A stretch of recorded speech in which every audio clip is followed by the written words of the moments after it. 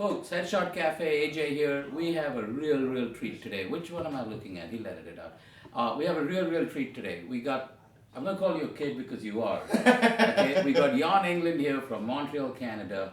Welcome. Thank you for coming by. Thank you very much. And he has made a short film, wonderful short film, called Henry, inspired by his grandfather. And I got to thank you for letting me see it. And what do you know? He nominated for an Academy Award. Okay, and you're 24, 25? I am 29, but it's okay. It's okay? It's okay. I feel better now, you know. Okay. But a sweet film. Welcome, Jan. Grew up in LA as an actor. Well, actually, what happened is that I grew up in Montreal. I started working as an actor when I was 8 years old on TV series and films and whatnot in Montreal. In Montreal. And then what happened is that at some point, because my first language was French, and it still is. So when I was 16, when I went to college, decided to go to an English college to become bilingual and then learn the language and then learn English. And then when I was done by 17, 18 years old or so, decided that I wanted to lose the accent. So sort of took a quarter. Head was New York. Tails was the LA. Ended up being I came to Los Angeles. Went to an acting school here at the Lee Strasberg Theater Institute. Then there was another one here, like close to here, Theater of Arts, for a couple of years. Lose the accent, and that was the main goal. And then started auditioning and doing things like that. So I lived in LA for about 5 years, and then I moved to New York for a year. But I kept on working as an actor in Montreal and Canada. So you had success as an actor in LA. You worked. I started working and getting gigs here and there because you had an agent and. Well, yeah, I sort of because I was doing a lot of stuff in Montreal. When I came down here, actually, I had to start all over again and from scratch, and I didn't know how. I didn't have an agent or whatnot, so I went to Samuel French. And then I bought this infamous book, the yellow book. I don't know if it's still yellow, but you know the find an agent kind of book. Yeah. And you find that book. Like okay, so how does it work here in LA? So I started with the boutique agency, and then you sort of go up to mid-size, and you learn about that. And it was what year? What time period? What year are we talking about? It was we're talking about early 2000s, and yeah, between 2000 and 2005 or so, and then. It was great because I had to start all over again. The first year it was just going to this acting school and just just trying to sort of because I had been working since I was 8 years old, and this was a way of taking some scene study classes and whatnot, just to try different roles, different parts, and also just act in English and then lose the accent. It was all this whole process. When did you as an actor? Yeah, you're having success. You're doing great. You're young. When do you get interested in making films? I've always been interested in making films because since I've always been passionate about cinema from the get-go, and huge fan of Charlie Chaplin, and I would never compare myself to this amazing genius, but he was directing his films, he wrote them, he was acting in them, exactly. Did the music for them? Yeah, he did. He was like, he did it all. He was an orchestra man, definitely, but. I've always been interested in that, but a couple of years back, I was in Montreal, and I was supposed to be shooting on this for this project, and the project got canceled, and so I got like about 2 months ahead of me where I don't have anything, and I kind of hate not doing something. Okay. And so actually, my mom. I was having this conversation with my mom, and she said, "Well, why don't you just try to write yourself a part in a film and direct it, and so for your first short film." So I'm like. Okay, let's do it. So I needed that kick in the butt, and so I wrote my first short. Yeah, this one's your second movie. This one's how do you pronounce it? Moi? Moi, and it means like me. I. Yeah, okay. Me exactly. Cool. And so the first one I wrote, but then I decided not to act in it just because I was producing it, directing it, and I didn't act in it, and it was the best thing because it was just too much because I was taking care of it all, and even though I had this professional crew with me, people that I had known since I was a kid. You know these people through your acting experience. Through my acting experience, so exactly. You remained friends with a lot of them, and the behind the scenes people. And but I think it's important. Yeah, so you got friends to work on your first film. I had friends to work on my first short, and also just because I'm a guy that I've always been curious about it. Well, I'm on set. I had the opportunity of working with great directors, and I would just sit by their monitors and just watch how they would work when I was not in the scene, and just to see like, oh, this is how they direct. This is how they're dealing with their crew. This is what's their vision, and then they would go up to the actors and how they would talk to different actors. Because as an actor, you only have your own point of view of your part, and the director comes up to you and talks to you. He understands your sort of psychology. He knows how to speak to you. But then when you sit by a director and you watch him just go through this motion with everyone, you realize what kind of work he does, and it's great. And it's all the creative process that I loved. So on my first one, I called up people that I knew, professionals, and they read the script, wanted to work with me on the first one, and then the second one.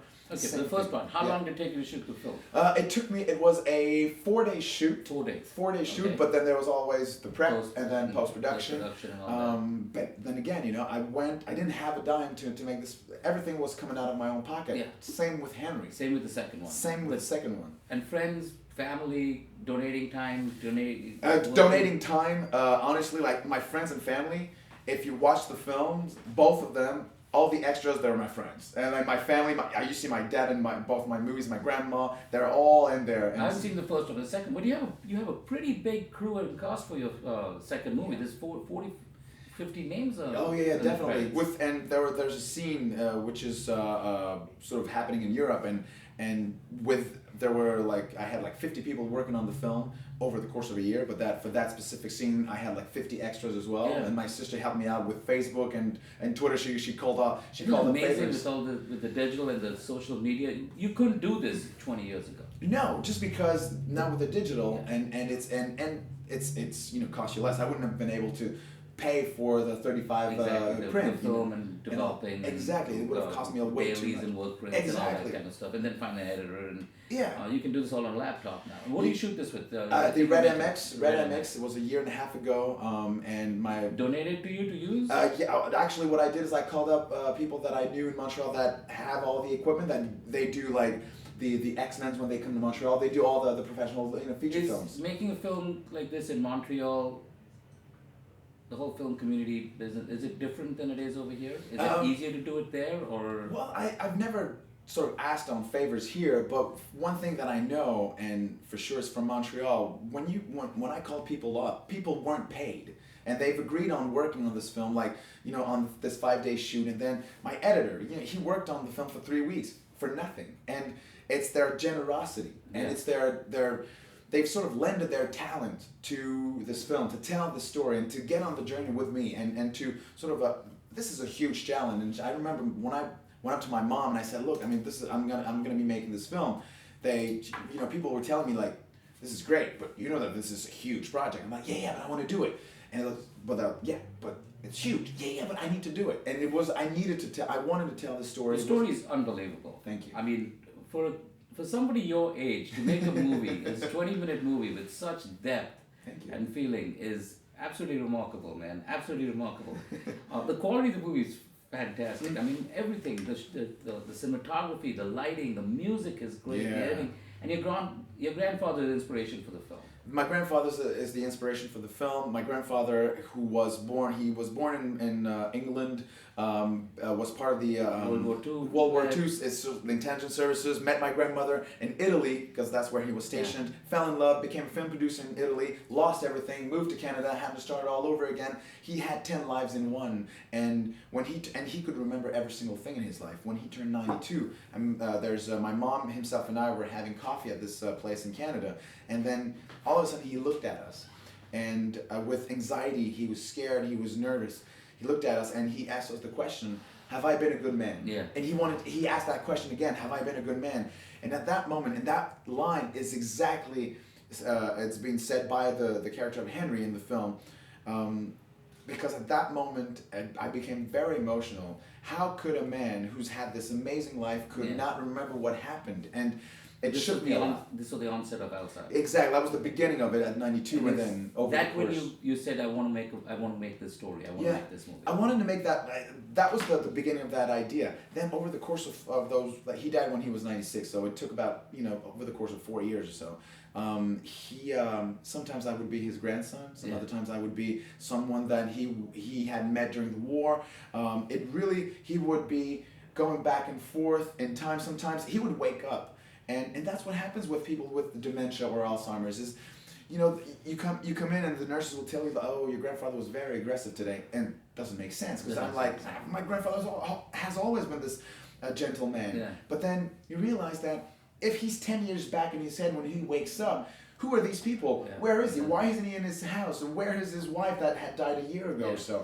So you captured it all beautifully in the movie. Thank you. And that was what I wanted. I wanted to take Henry's point of view on. It's a man he's a musician. He doesn't know what's happening, and he doesn't know that he's got Alzheimer's, and that was the point. Did he get a chance to see your film? No, he never. He died a couple of years back. So it was, and it took me about 6 to 7 months to write the story, to write it, and then afterwards it took 4 to 5 months to do it all, to do the rest. But it was. Now, so you got this movie.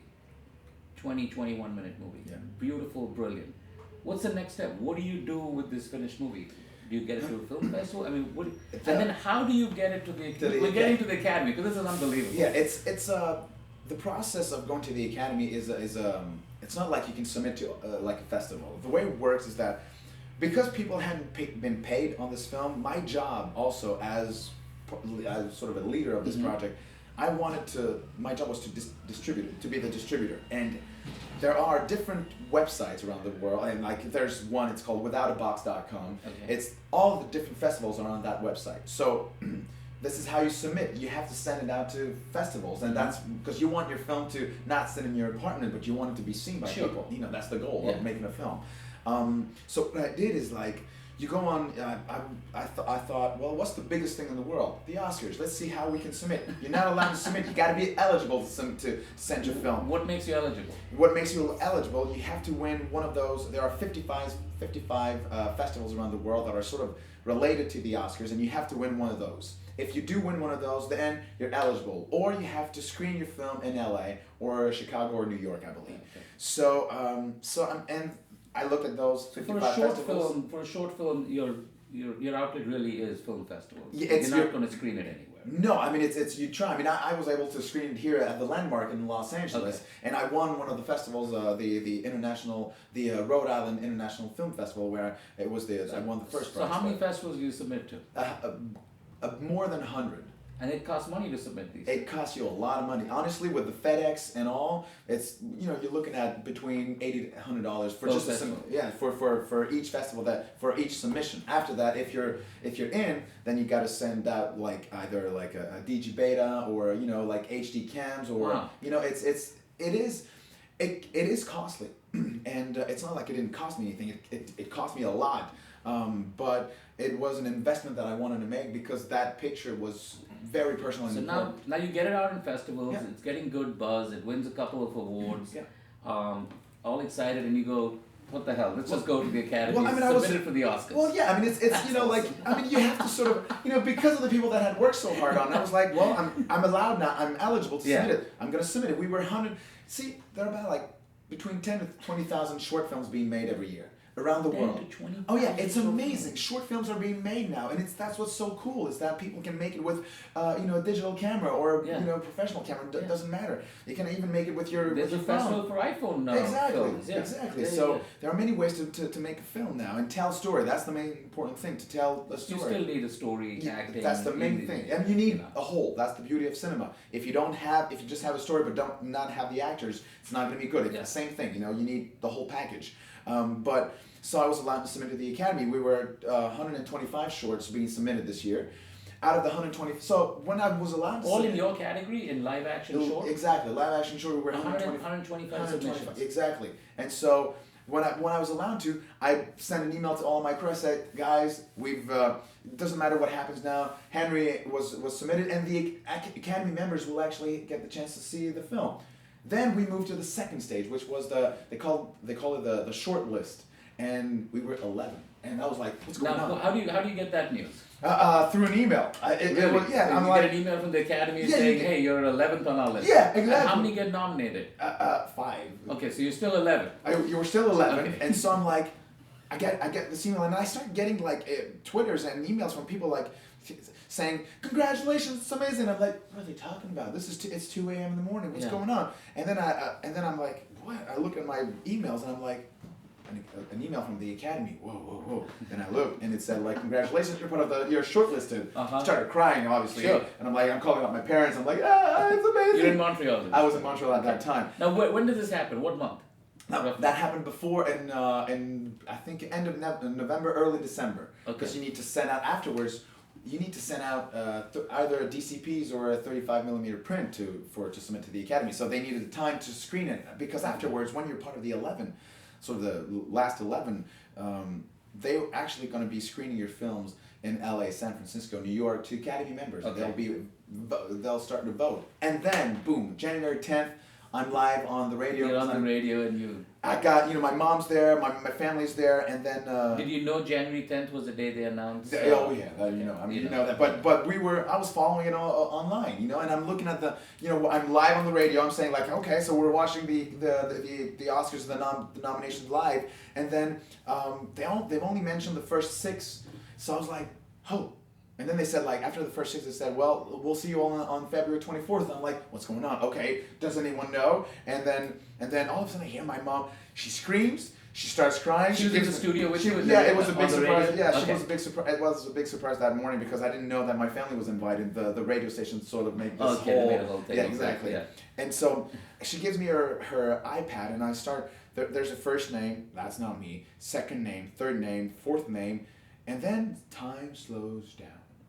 And I'm like, and then I see Henry Yan England.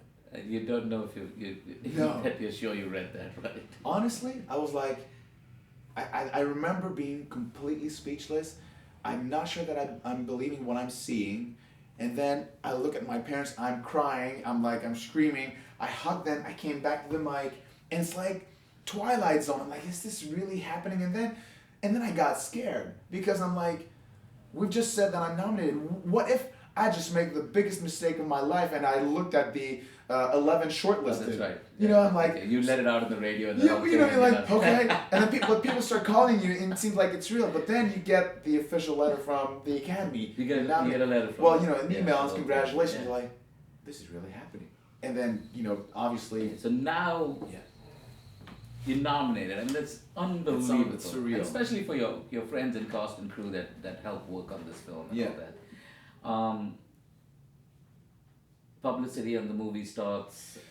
That's the beauty of it. Is that with the Oscars, all 5 nominees, actually all short films, either live action or animation, and even short documentaries, they've all 15 of them have had this chance of being part of a short international kind of distributor, where they take the movies and they screen them. They've screened them in about like close to 300 theaters around the world. A lot of them here in the States, everywhere, from Washington to Washington D.C. to L.A. to New York to Chicago to in Canada as well, and in London, and so they're being screened everywhere. And this is what's so amazing with the Oscars, is that it's actually talking about the films. And before that, before the nomination, yes, you get, you go to different festivals and people talk about it like at that event.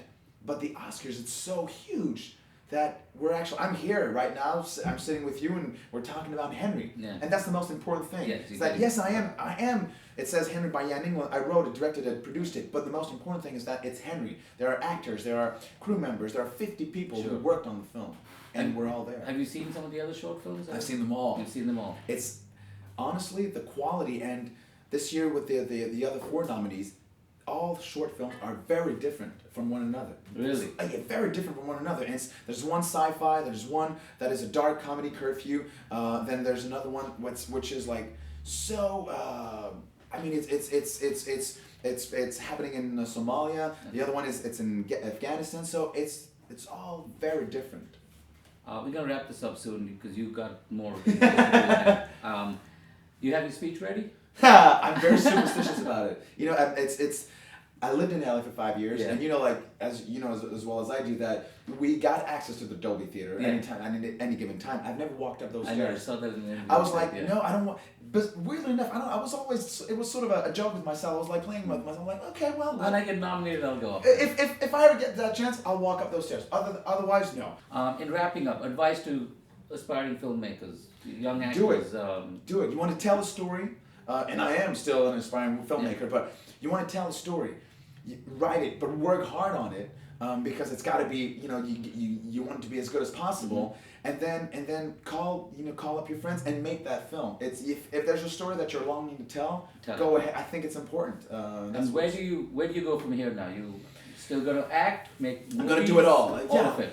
Yeah. I mean, it's why just stop at one thing? I mean, I'm passionate about acting, so I want to keep on acting and directing as well. And it's I got ideas that I want to write. I want to read scripts from people also, because it's bigger movies, longer movies. Well, feature films. I think the next step, I'd love to make a feature film, and if it's just keep on moving and doing it and telling stories. Good luck, man. You're an absolute inspiration, man. Thank you very much. This Thank you. Delightful, and all the best on Sunday. It's just up the street. I know. Here. We'll be watching. I actually have a reason to watch this, and. Good luck, Ben. Thank Good you. luck. Thank you for having me. Great movie. Thanks a lot, Ben. Thanks for coming in.